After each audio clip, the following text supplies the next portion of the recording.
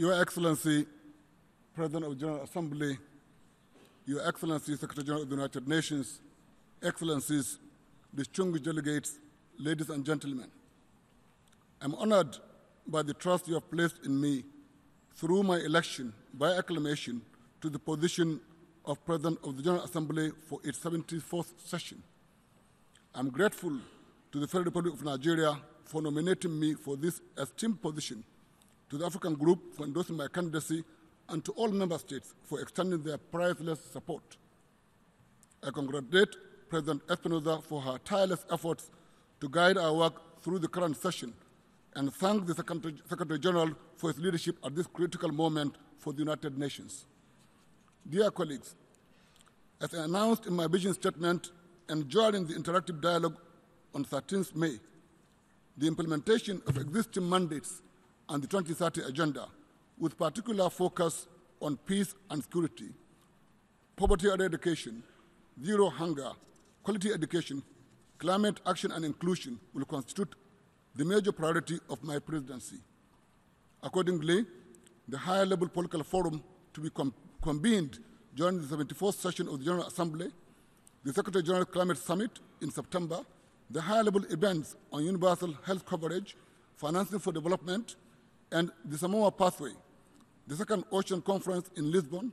the commemoration of Beijing Plus 25,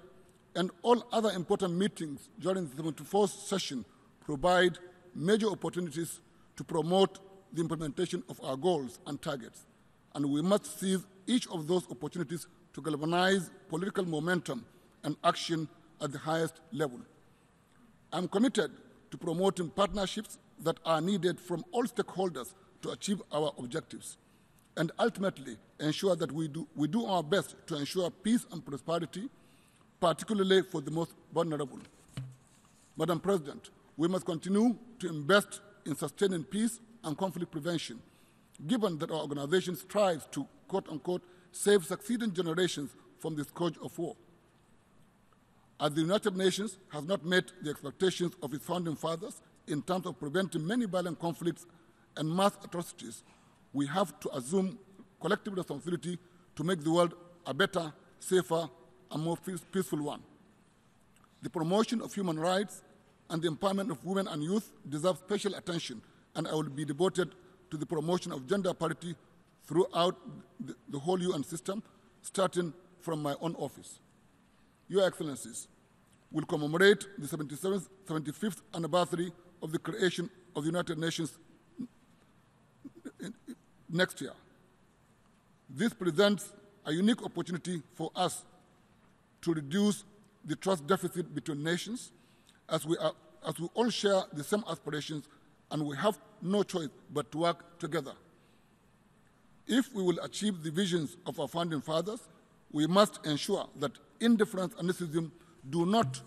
creep into our organization. The General Assembly must play its role in bridging the gaps and promoting collective action to address all international issues that deserve attention,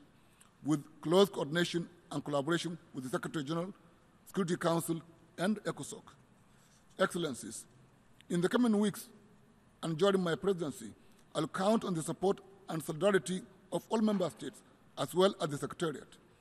I shall explore the robust potential of the convening platform of the Office of the President of the General Assembly and use its advocacy tools to promote multilateral approach to finding workable solutions to the issues confronting us. I will work with member states on streamlining our work and improving the way we do business at the UN. As most of us have drawn attention to the growing number of events,